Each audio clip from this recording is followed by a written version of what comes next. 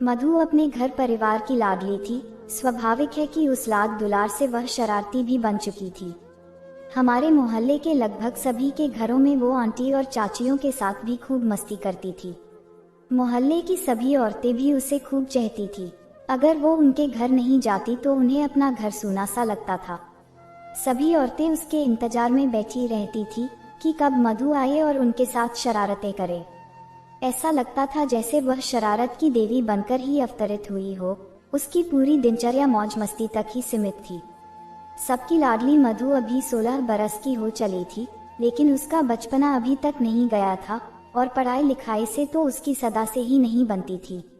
घर के सभी लोग उसे बहुत चाहते थे, लेकिन उसके सबसे सच्चे मित्र उसके दादाजी ही थे। उसने जो कुछ भी पढ़ा और सीखा वो दादाजी की बातें ही थी। दादाजी हमेशा उसे किसी ना किसी बात से चिढ़ाते रहते थे। उसे दादाजी की एक बात से बहुत ज्यादा चिढ़ थी और वह थी उसकी शादी की बात। मगर दादाजी को यही बात सबसे ज्यादा भाती थी। वे अक्सर मधु को चिढ़ाने के लिए उसके सामने शादी की बात करते थे, जिससे वह इतनी नाराज हो जाती थी कि जैसे आज ही उसके फेरे हैं।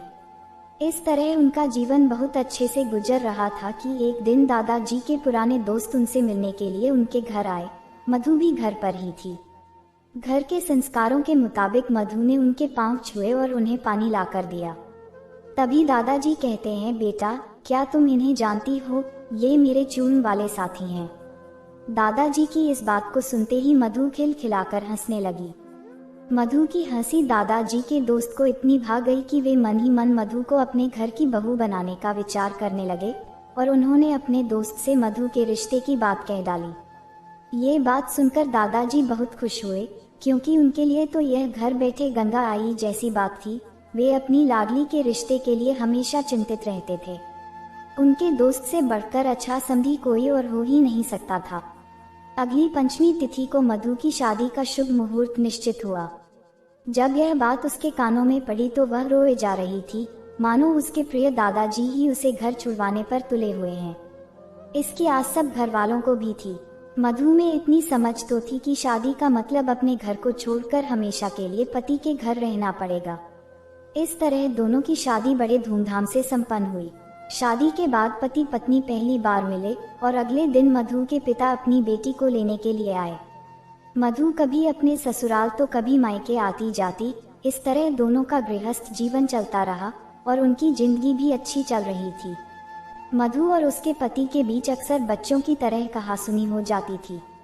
एक दिन दोनों झगड़कर एक दूसरे से रूठकर बैठे ही थे कि मधु के पिताजी उसे लेने आ गए। मधु अपने मायके जाते हुए पति से कहने लगी, अब कभी नहीं आऊंगी आपके घर। थोड़ा नाराज पति कहता है, तो मत आना जब तक ना बुलाऊं। मधु जवाब देती है कि मुझे कैसे पता चलेगा कि आपने बुलाया है।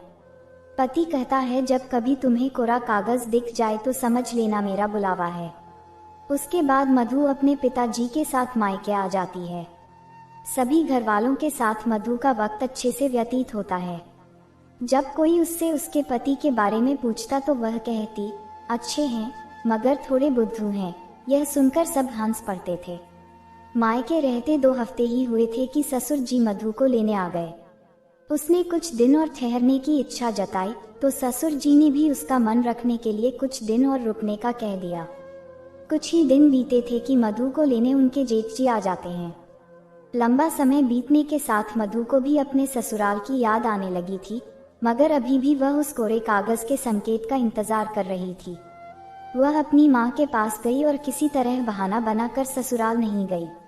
आखिर में माँ की नहीं मानने पर भी जेठ जी को अकेले ही वापस जाना पड़ा। मधु के ससुराल और मायके दोनों तरफ के लोग परेशान थे। उन्हें समझ नहीं आ रहा था कि आखिर मामला क्या है, मधु अपने ससुराल क्यों नहीं जा रही। माता पिता भाई भाभी सभी ने उसे समझाने के खूब प्रयास किए, मगर वह किसी की भी सुनने को तैयार नहीं थी। ससुराल में जब मधु के न आने की चर्चा बढ़ने लगी तो मधु के पति ने स्वतः ही कोरे कागज वाली कहानी सभी को बता दी। बस फिर क्या था, मधु के ससुर जी अगले ही दिन एक कोरा कागज लेकर मधु को लेने आ गए। उसे भी कोरे कागज का इंतजार था। वह कागज को देखते ही उस पर अपने पति का नाम लिखकर अपना सामान बांधकर अगले दिन अपने ससुर जी के साथ पति के घर चली गई। मधु का पति भी इस घटना से बेहद मर्मज्ञ हो चुका था। इस तरह मधु को अपने मनचाहे पति देव पुनः प्राप्त हो गए। दोनों ने मिलकर खूब बातें की और आज भी वे खुशी से अपना जीवन व्यतीत कर रहे हैं। जब कभी उनके बीच कागज का जिक्र आता है तो दोनों के चेहरे पर एक हल्की सी मुस्कान अवश्य आ जाती है। तो दोस्तों, यही थी हमारी आज की कहानी। ऐसी ही और कहानी सुनने के लिए हमारे चैनल को सब्सक्राइब कर लीजिए और बेल आइकन को भी ऑन कर लीजिएगा, ताकि आने वाली कहानी का नोटिफिकेशन सबसे पहले आपको मिले। तो अब मिलते हैं अगली कहानी में, तब तक के लिए धन्यवाद।